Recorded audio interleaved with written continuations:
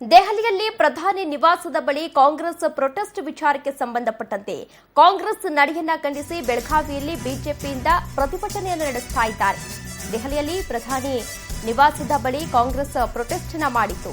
ಆ ವಿಚಾರವನ್ನ ಖಂಡಿಸಿ ಅಂದ್ರೆ ಕಾಂಗ್ರೆಸ್ ನಡೆಯನ್ನ ಖಂಡಿಸಿ ಬೆಳಗಾವಿಯಲ್ಲೂ ಕೂಡ ಪ್ರತಿಭಟನೆಯನ್ನು ನಡೆಸ್ತಾ ಇದ್ದಾರೆ ಬಿಜೆಪಿ ನಾಯಕರು.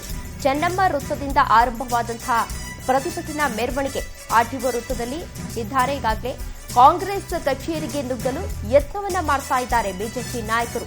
ಡಿಸಿ ಕಚೇರಿ ಬಳಿ ಬಿಜೆಪಿ ಕಾರ್ಯಕರ್ತರನ್ನ ತಡೆ ಹಿಡಿದಿದ್ದಾರೆ ಪೊಲೀಸರು. ಬಿಜೆಪಿ ಕಾರ್ಯಕರ್ತರು ಹಾಗೂ ಪೊಲೀಸರ ನಡುವೆ ಒಂದು ತಳ್ಳಾಟ ನೂಕಾಟ ಕೂಡ ಈಗಾಗಲೇ ನಡೆದಿದೆ. ಬ್ಯಾರಿಕೇಡ್ ಅನ್ನ ಹಾಕಿ ಕಾರ್ಯಕರ್ತರನ್ನ ತಡೆದಿದ್ದಾರೆ ಪೊಲೀಸರು.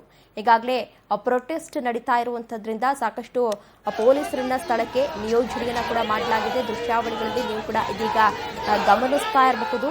ಅಲ್ಲಿ ಬಿಜೆಪಿ ಕಾರ್ಯಕರ್ತರನ್ನ ತಡೆ ಹಿಡಿಯುವಲ್ಲಿ ಪೊಲೀಸರು ಹರಸಾಹಸವನ್ನ ಮಾಡ್ತಾ ಇದ್ದಾರೆ.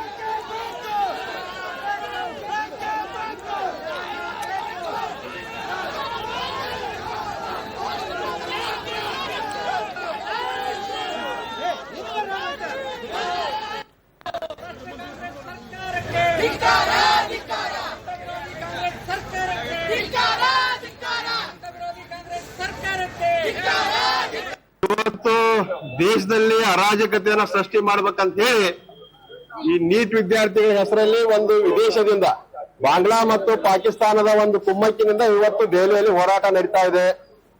ಇವತ್ತು ಆ ಹೋರಾಟದೊಳಗೆ ಶಾಂತಿಯುತ ಹೋರಾಟ ಮಾಡಬೇಕಾದವರು ಇವತ್ತು ಸಂಸತ್ ಭವನ ಮುತ್ತಿಗೆ ಹಾಕುವುದರ ನೆಪದಲ್ಲಿ ಕಲ್ಲು ಬಡಿಗೆ ಮತ್ತು ಲಾಂಗ್ ಇಟ್ಕೊಂಡು ಯಾರಾದ್ರೂ ಹೋರಾಟ ಮಾಡ್ತಾರ?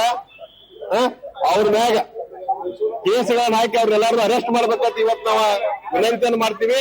ಮತ್ತು ಇವತ್ತು ಮೊನ್ನೆ ನಮ್ಮ ಕರ್ನಾಟಕದಲ್ಲಿ ಕೂಡ ಒಂದು ಶಾಂತಿಯುತವಾದಂತ ಪ್ರತಿಭಟನೆಯನ್ನ ನಮ್ಮ ಶಾಸಕರು ಮಾಡ್ತಾ ಇದ್ರು, ಕಾರ್ಯಕರ್ತರು ಮಾಡ್ತಾ ಇದ್ರು.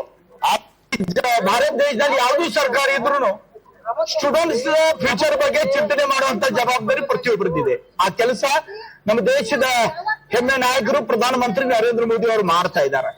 ಆದ್ರೆ ಈಗೇನೋ ನಡೀತಾ ಇದೆ, ನೀಟ್ ಎಕ್ಸಾಮ್ ಮುಗಿದ ಪೇಪರ್ ಲೀಕ್ ಆತು, ಅದಕ್ಕೆ ನೀಟ್ ಎಕ್ಸಾಮ್ ಎಕ್ಸಾಮ್ ತಗೋದಾತು, ಅದ್ರ ರಿಸಲ್ಟ್ ಬಂದಾತು. ಆಮೇಲೆ ಇದು ಸ್ಟ್ರೈಕ್ ನಡೀತಾ ಇದೆ. ಇದರಿಂದ ಒಂದು ಇವತ್ತು ದೇಶದಲ್ಲಿ ಅರಾಜಕತೆಯನ್ನ ಸೃಷ್ಟಿ ಮಾಡ್ಬೇಕಂತ ಹೇಳಿ ಈ ನೀಟ್ ವಿದ್ಯಾರ್ಥಿಗಳ ಹೆಸರಲ್ಲಿ ಒಂದು ವಿದೇಶದಿಂದ ಬಾಂಗ್ಲಾ ಮತ್ತು ಪಾಕಿಸ್ತಾನದ ಒಂದು ಕುಮ್ಮಕ್ಕಿನಿಂದ ಇವತ್ತು ದೆಹಲಿಯಲ್ಲಿ ಹೋರಾಟ ನಡೀತಾ ಇದೆ.